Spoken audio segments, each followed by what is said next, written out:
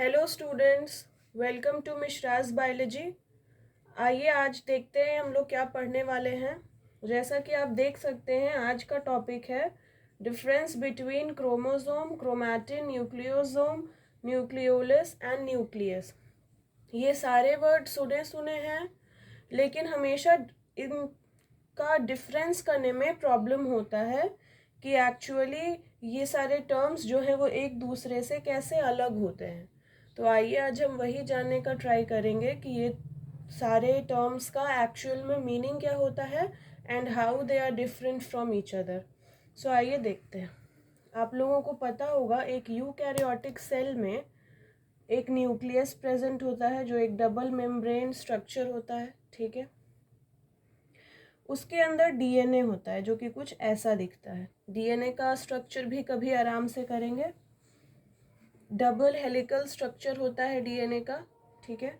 तो ये तो एक डीएनए है, ठीक है। हम सब जानते हैं कि ऐसा स्ट्रक्चर जो होता है वो डीएनए होता है। इसका जो नेचर होता है वो एसिडिक होता है, राइट। डीएनए का जो फुल फॉर्म है डीऑक्सीराइबोन्यूक्लिक एसिड, एसिड है। तो ये एसिड, इसका जो नेचर है वो एसिडिक है, राइट। तो उसको न्यूट्रल करने के लिए एक बेस भी तो उसके पास होना चाहिए ना, जो बेस नेचर का हो और इसके साथ में प्रेजेंट हो, ठीक है। तो वो हमने नाम सुना है हिस्टोन प्रोटीन का। एक प्रोटीन होता है जिसका नाम है हिस्टोन प्रोटीन। ये बेसिक नेचर का होता है, ठीक है। तो जब डीएनए को हम एक हिस्टोन प्रोटीन में लपेट देते हैं तो वो ऐसा कुछ दिखता है, ठीक है। ये ऐसा कुछ दिखेगा जैसा मोती का माला होता है ना। तो वो जो मोती होगा वो हिस्टोन प्रोटीन होगा और जो उसका जो स्ट्रिंग होगा, जो धागा होगा, वो डीएनए होता है। इसीलिए इस स्ट्रक्चर को बीड्स ऑन स्ट्रिंग स्ट्रक्चर कहते हैं, मोती के माला जैसा। तो उस तरीके से ये एक दूसरे पे लपेट के होता है, ठीक है।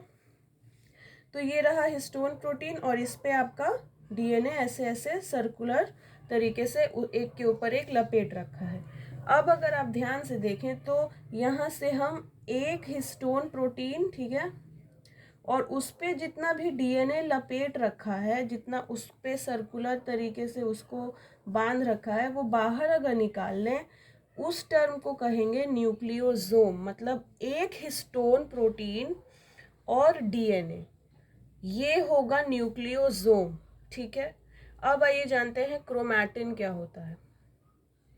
जो ये डीएनए और हिस्टोन प्रोटीन का जो स्ट्रक्चर है, जो अभी हम बताए कि बीड्स ऑन स्ट्रिंग स्ट्रक्चर, उसी को क्रोमैटिन कहते हैं। ये किसी शेप में नहीं होता, ये कंडेंस्ड फॉर्म में नहीं होता। और जब एक क्रोमैटिन को हम कंडेंस फॉर्म में कर लें, एक शेप दे दें, तो वो क्रोमोसोम कहलाता है। आप हमेशा इस शेप को ही बुक में देखते होंगे। यही है क्रोमोसोम जो 23 पेयर्स प्रेजेंट है ह्यूमंस में, ये सब आप जानते होंगे।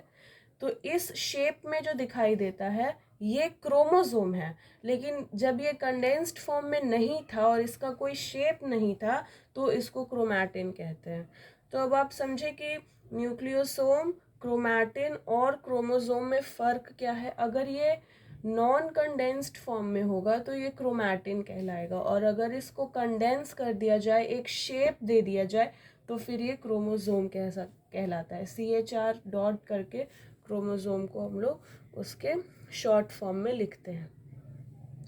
तो डीएनए क्या है, हिस्टोन प्रोटीन क्या है, न्यूक्लियोसोम क्या है, क्रोमैटिन क्या है और क्रोमोसोम क्या है। ये पांचों टर्म्स आपका क्लियर हो गया होगा। नेक्स्ट, न्यूक्लियोलस बहुत बार सुनते हैं टर्म, क्या होता है आइए आज देखते हैं। न्यूक्लियस तो जानते होंगे, उसी के अंदर प्रेजेंट होता है न्यूक्लियोलस। ये कोई जेनेटिक मटेरियल नहीं है। अभी तक जो हम पढ़ रहे थे वो जेनेटिक मटेरियल था, मदर फादर से ऑफस्प्रिंग में ट्रांसफर होता था, ठीक है। बट न्यूक्लियोलस का वैसा कोई रोल नहीं है। ये आरएनए इसमें प्रेजेंट होता है, ठीक है। आरएनए क्या है जानते होंगे, कितने टाइप्स हैं, वो सब अलग टॉपिक है। अगर आपको इस पे भी डिटेल वीडियो चाहिए तो आप कमेंट करके बताइएगा। आरएनए कितने टाइप्स के होते हैं, इसका क्या क्या फंक्शन है, वो भी करा देंगे। तो देखिए न्यूक्लियस और न्यूक्लियोलस में डिफरेंस क्या होता है। न्यूक्लियस तो साइज में बड़ा होगा ऑब्वियसली, क्योंकि न्यूक्लियस के अंदर न्यूक्लियोलस होना है, ठीक है, तो वो तो बड़ा साइज का होगा ही, और न्यूक्लियोलस जो है वो छोटे साइज का होगा।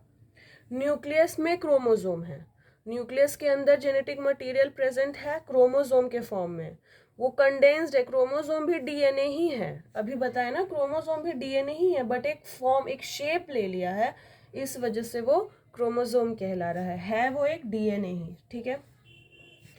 न्यूक्लियस में कोई क्रोमोसोम नहीं होगा, इसमें आरएनए होता है। ये आरएनए का क्या काम है, प्रोटीन सिंथेसाइज करने का, तो ये आरएनए में रिच होगा, और जो न्यूक्लियस है वो डीएनए में रिच होगा।